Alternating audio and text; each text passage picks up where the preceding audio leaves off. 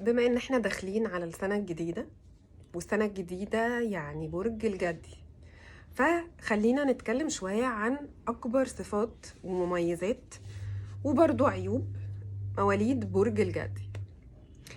برج الجدي من الأبراج العملية جدا جدا جدا. أكتر ناس ناجحين في حياتهم ومحققين أهدافهم بيكونوا من مواليد برج الجدي.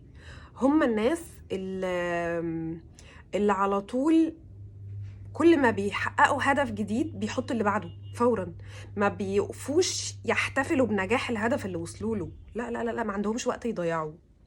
شخصيات قيادية جدا، ناجحة جدا وذكية جدا. بتعرف توصل لأي حاجة عايزة توصل لها أيا كانت صعبة وأيا كانت مستحيلة، طالما هي حطت الهدف تحط طريقة للوصول ليه. طيب، معنى ان هو عملي قوي قوي قوي قوي كده ان هو ما بيستمتعش بحياته؟ لا طبعا.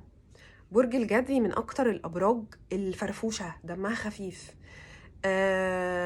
مش معنى ان هو بيشتغل 24 ساعة ان هو في وسط ما هو بيشتغل ما بيضحكش وبيهزر وبيخلي الحاجة كلها تعدي كده هزار في ضحك. دايما بيهزر، دايما يعني في وسط الميتينجز المهمة، في وسط اي حدث مهم بيحصل في حياته بيهزر عادي. وده اللي بيخلي الحياة تعدي معاه سهلة ولطيفة. يعني لو انتي مرتبطة بحد من برج الجدي، مش هتحسي ان هو شخص بيزنس مان فما عندوش وقت ليكي، لا، هتلاقيه برضو بيعرف يلاقي وقت ليكي، بيعرف يفضيلك وقت في يومه، بيعرف يخطف شوية وقت ويجي يقعدهم معاكي ويرجع تاني. بيعرف يستمتع بحياته كويس جدا. كل حاجة حلوة بيحققها في حياته بيحس ان هو محتاج يكافئ نفسه ويكافئ الطرف اللي معاه ويستمتعوا شوية، ياخدوا اجازة، يسافروا يروحوا ويجوا. فده برج الجدي. برج الجدي كمان برج صبور قوي. يعني من الناس اللي ممكن تقعد مستنية توصل لحاجة فترة طويلة جدا، بس هو متأكد ان هو هيوصل لها. هو ما عندوش شك، يصبر عادي جدا، يفضل صابر وقت طويل جدا لحد ما يوصل لهدفه ويحققه. حتى لو شايف الهدف ده يحققه. يعني زي مثلا انا عايز اكون حد من برج الجدي، يعني اكبر حد في المجال ايا كان بقى مجال تخصصه او شغله او كده. هو مقرر ان هو هيبقى من اكبر او من اشهر او من اشطر من احسن الناس في المجال ده.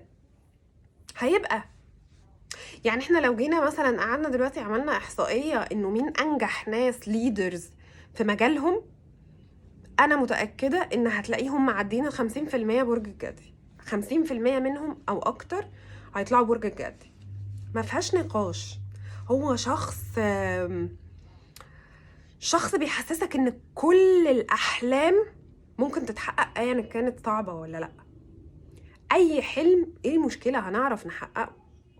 في ناس كتير ممكن تحس ان احلامها دي حاجة بعيدة قوي والوصول ليها صعب، دي مجرد احلام نقعد كده ايه نحلم بيها، لكن ما بتتحققش.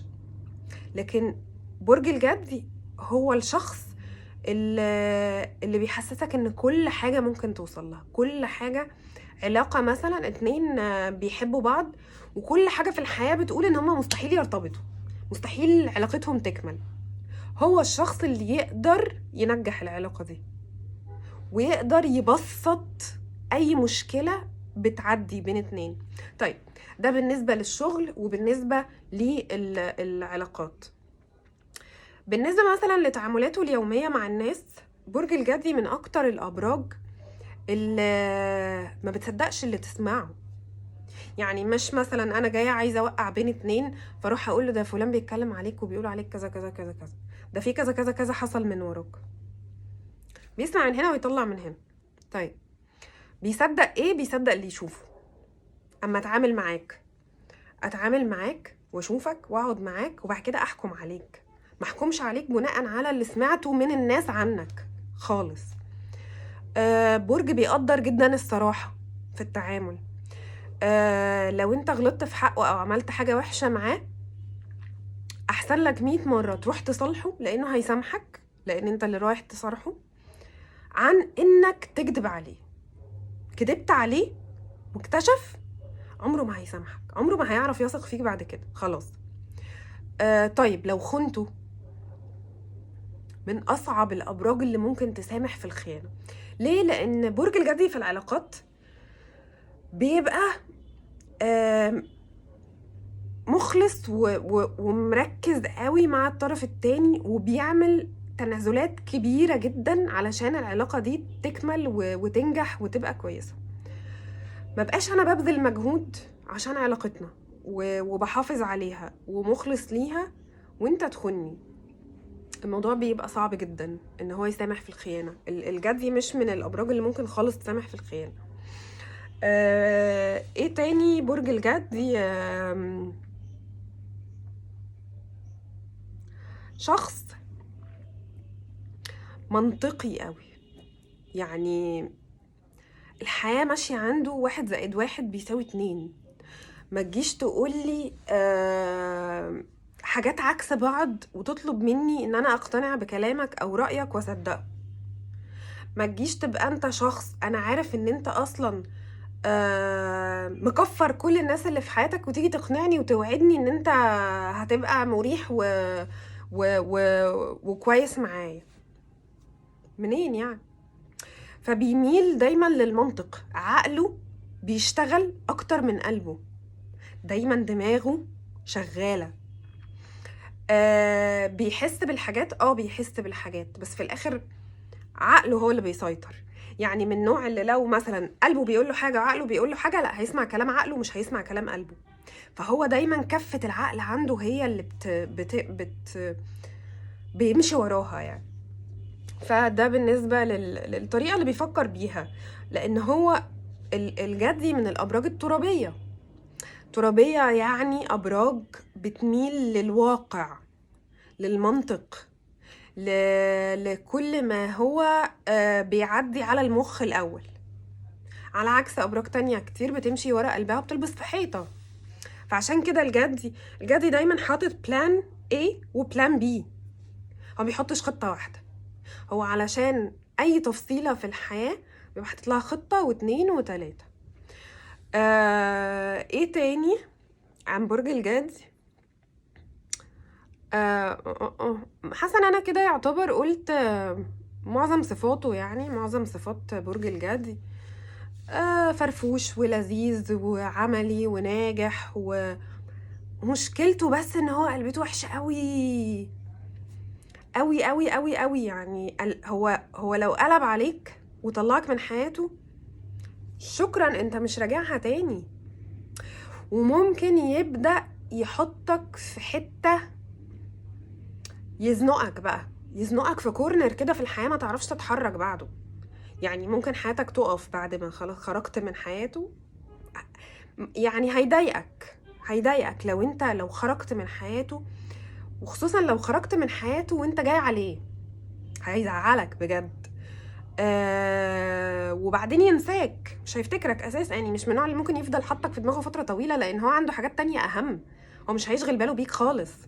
وانس ان انت خرجت من حياته خلاص، هو هيكمل في طريقه، بس هيبقى متأكد وهو ماشي من حياتك انك هتفضل واقف مكانك 10-20 سنة قدام. انا هنجح وهكمل وهحقق وكل حاجة، وانت واقف، انت مش رايح في حتة خلاص. طالما انت مش معاه خليك مكانك. فدي اكتر صفات مميزة قوي في مواليد برج الجدي، اكتر حاجات هايلايتد يعني في البرج.